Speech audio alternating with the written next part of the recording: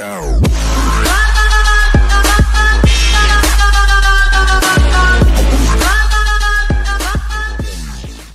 What is up, guys? It's your boy SurferHD here. We're back for another oversimplified video, actually. This is going to be part 1 to American Revolutionary War. And let's go. 100 likes and I'll make part 2. Subscribe too. Smokes. Christopher Columbus, that is no way to address the King and Queen of Spain. What is wrong with you? Okay, so you know how we're looking for a new trade route to India, right? Right. And the Earth is round, right? Right. So I'm thinking we can just sail the other way around the planet, right? Yeah. So I set sail, right? Mm-hmm. And I reach India, right? Yep. Right. Wrong. Wrong. Wrong. Wrong. I did not reach No, he didn't. I did not. He reached America. All right. Get to the point. Okay. Did you know there's a whole nother freaking continent out Really? there? Okay, and do you think I should care about this? Why? Oh, I'm sorry. Did I forget to mention there's gold everywhere? Hmm? Gold? Gold? Columbus landed in Central America in October 1492, and he had the time of his life. And by He that I did. mean he went on a huge theft and murder spree. He stole gold, jewelry, people, and a hammock. And then he returned to show off all of his riches, including a few previously undiscovered items, such as tobacco, the pineapple, turkeys, and a hammock. Now I know what you're thinking, but oversimplified, Columbus didn't discover America. No, he didn't. The Vikings did. The Vikings You'd be did. partially right. Partially. In the 11th century, Leif Erikson was the first European to land in America. But hey, if you love Vikings so much, then why don't you check out today's sponsor? Vikings War of Clans is a Oh mobile my game god. that inspires There's always this little hiccup with the RPG ads. games of the 90s like Age of Empires and Civilization. Always Do you like these little building hiccups. cities, collecting resources, training armies, joining a clan, Yeah, it and sounds going cool. to war? Then my friends, Vikings War of Clans is for you. And what makes its world so addictive is that more than 20 million online players are constantly changing the way the game evolves by never-ending fighting over resources, forging new alliances, and competing in live events. Support my channel by downloading Vikings for free, only from my links in the description box below, and get the special bonus of 200 gold coins and a protective shield. Don't forget to look me up and join my Vikings clan under my nickname, Oversimplified. Now where was I? Oh yeah, Columbus, time of his life, hammock. And suddenly the race was on to explore and conquer the New World. After Yes. a couple centuries of warring with the natives and each other, the European powers had claimed quite a lot of land, including this area, which both the English and the French claimed as theirs. One day the French said, I'm going to build some forts along here. And the English were like, could you not? And the French said, sorry, but no, I could not. And they went ahead and built their forts, which pissed off the English. So they sent an up-and-coming British lieutenant colonel by the name of George Washington with a combined force of British troops and Native Americans. After a short battle, the French commander said, all right, we surrender. Okay, boys, pack it up. They're surrendering. Oh, sorry, Oh, was I no. not meant to split his head open with a tomahawk? Don't worry. It's not like this will start a 7-year-long major global conflict. And what happened next was a 7-year-long major global conflict, no. which Great Britain won. At the peace negotiations, Spain gave up Florida, while France gave up all of its territories in North America. Okay. But Britain's victory came at a cost. A £60 million cost. They were now gosh. broke, in a lot of debt, and had to come up with some way to repay it. So they went to the colonies and said, okay, listen up. So a huge part of the war was spent protecting you from the French, and now we have no money Pay because it back of in tea. So... I'm not Maybe. sure what you're saying here. Okay, so we spent a lot of money protecting you from the French, right? Right. And now we're broke. That certainly is a pickle. That Listen is. to me. We spent all of our money protecting you, and now we need money. What money? Can you please pay us back some money? Can you pay us back, please? No. No. Okay, we're just gonna go ahead and tax you. In 1764, Britain introduced the Sugar Act. forcing the colonists to import sugar and molasses exclusively from the British and to pay duties on them. Then a year later, they introduced the extremely controversial Stamp Act, and it worked a little something like this. Hello, shopkeep. Hello, Mr. Bungleberry. Here's the deed for your new shack. Stamp. That'll be 3 pence, please. Wait, what was that? It's the new tax. I get a stamp on any paper or documentation I make, and you have to pay for it. Would you like to see this pamphlet that explains everything? Yes, please. Okay. Stamp. Stamp. 2 pence, please. This is awful. You know what? Just give me a deck of cards so I can go gamble my pain away. Stamp. Okay. Stamp. No. Don't do it. Don't do.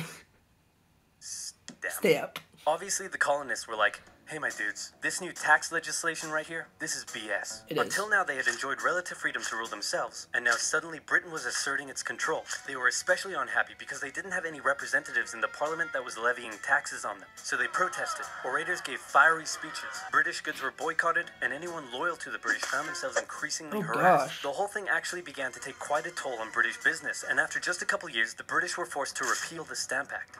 But we still desperately need money. What should we do? We could try taxing the colonies. Great idea. Wait, Great. didn't we literally just try that and it failed miserably? Man, look at me. I look fabulous. Look Have at you me, ever look seen such a fabulous. handsome boy? No siree, Georgie. No way. You're the handsomest, smartest, most popular king that ever lived, and everybody likes you. You're doing such a good job. Your Majesty? Oh, you're still here. Get the hell out. So in 1766, the British made a declaration saying, we can do what we want because we're in charge and you can all go suck it. Then they levied a whole bunch of new taxes on the Americans via import duties. Glass? There's a tax for that. Lead? There's a tax for that. Paper? Tea? Oil? Tea. There's a tax for that. And once again, the Americans Boston boycotted British Tea goods. Party. British business felt the pinch, and the British had to back down. Alright, this is ridiculous. They're my colonies, and I have to be able to assert my control. Repeal all the new taxes except for the one on tea. Also send 1,000 troops to Boston to take control. Boston Tea Party. The colonists pay for them. And as British troops arrived, the tension in Boston was palpable. Oh, baby, it was. And it was all about to come to a head. On March 5th, a band of local patriots began heckling a British guard at the customs house. More and more Americans joined in the heckling, while more British troops turned up in support of their comrade. Snowballs were thrown at the British. The snowballs turned to rocks, the rocks to oyster shells. The soldiers, outnumbered, panicked. One thing leads to another, and you can see where this is going. 5 civilians were killed. The Patriot press throughout the colonies declared the Boston Massacre an unwarranted crime committed against the people of Boston by the cruel British, and the anger continued to grow. A British revenue schooner that ran aground in Rhode Island was burned by the locals. When it came to light that the governor of Massachusetts supported the suppression of the colonists, his house was burned by the locals. And next, the colonists would set their sights on the remaining tax on tea.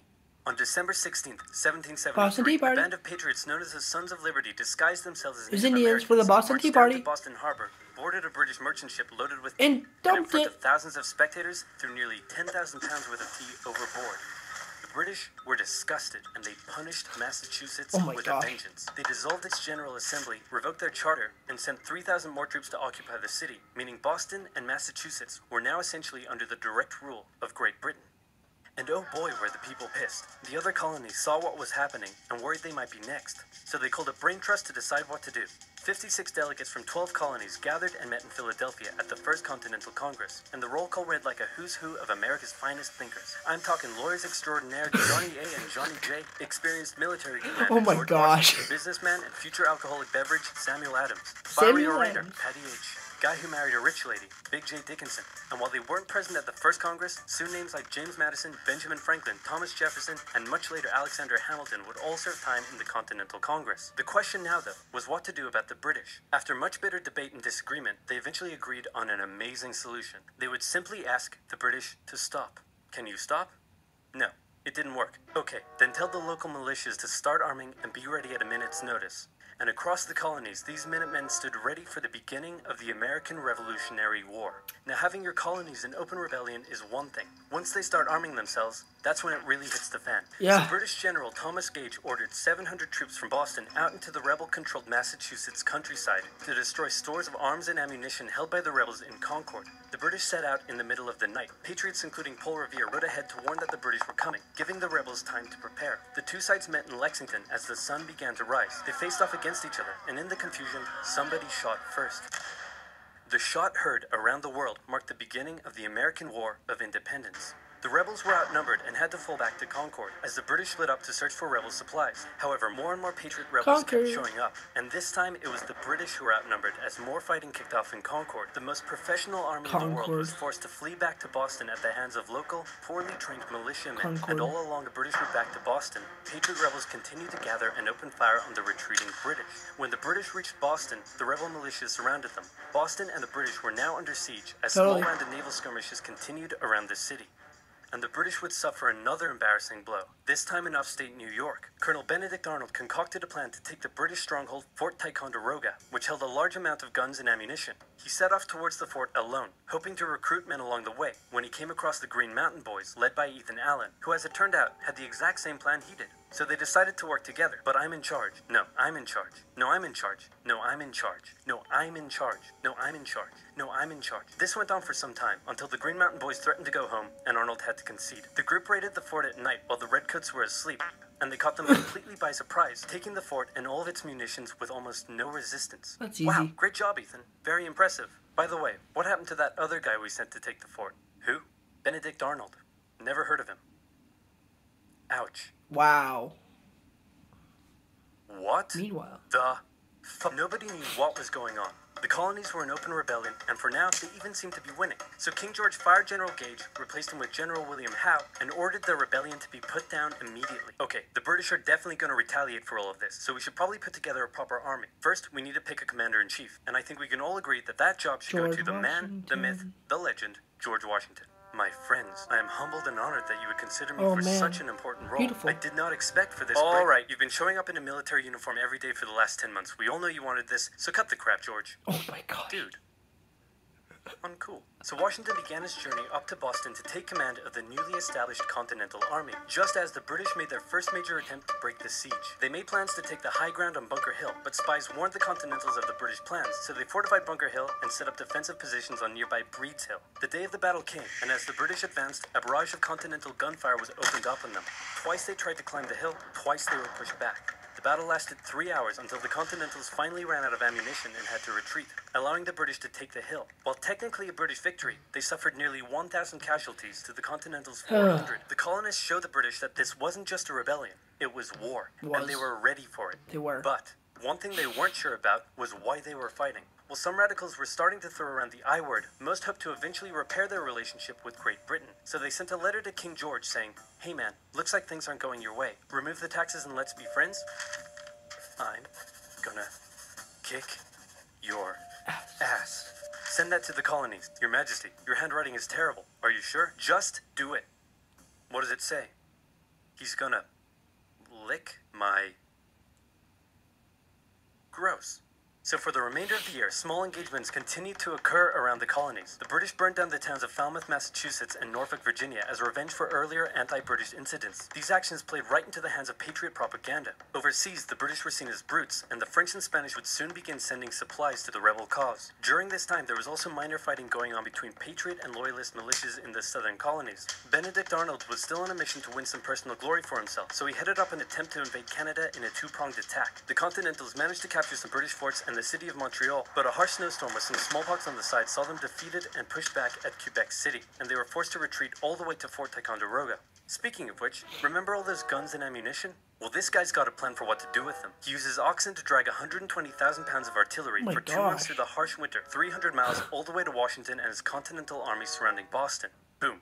Washington's got himself some big guns, which is fortunate because up until now his army had been suffering through the cold winter, not knowing when the siege would end. Now, they could make a move. Washington wanted to launch a full assault on the city, but his junior officers felt the British were too fortified, and to his credit, Washington was great at hearing and taking on board the ideas of others. Instead, the Continentals worked through the night, setting the guns up on Dorchester Heights, overlooking the city, and when dawn broke and the British saw the guns, they knew they were toast. Their positions were completely exposed. It was checkmate. They had no choice but to abandon the city. 120 ships carried 9,000 redcoats and 2,000 loyalists away to an unknown fate, and Washington had his first victory of the war. Washington then moved his army to New York, knowing that when the British returned, they would probably land there. In the meantime, a friendly-looking old man by the name of Thomas Paine had written and published a pamphlet called Common Sense, in which he advocated for total independence from Great Britain. It spread across the colonies like wildfire, and to this day remains the best-selling title in America. It was read aloud in taverns and meeting halls, and brought the idea of independence into the mainstream. Congress began to seriously consider the idea. Thomas Jefferson was selected to write up an official Declaration of Independence, and he went hard, writing that all men are created equal, with certain inalienable rights, including life, liberty, and the pursuit of happiness. Of course, Jefferson had over 100 slaves, but we don't have to talk about that. On the 2nd of July, Congress voted unanimously in favor of independence, and John Adams declared that the 2nd of July would go down as the most remembered day in American history.